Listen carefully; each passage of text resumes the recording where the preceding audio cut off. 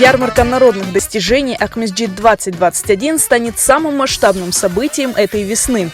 Уже в эти выходные, 22-23 мая, приглашаем вас на выставку-ярмарку изделий крымско-татарского декоративно-прикладного искусства, промышленных товаров и услуг.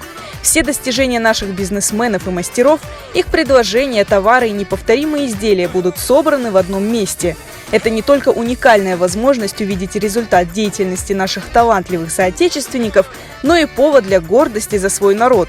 Для предпринимателей пройдет бизнес-форум с тренингами и мастер-классами, а для гостей ярмарки подготовили яркую культурную программу – концерт с участием самых известных и любимых артистов крымско-татарской эстрады, среди которых такие звезды, как Энвер Измайлов, Зарема Ханым, Нариман Балич, ансамбль Хаят, Сервер Какура, Асия Саалеев, Зека Сара, Асан Белялов, Эмине Джавдетова и многие другие. Кроме того, вас ждут розыгрыши призов и угощения.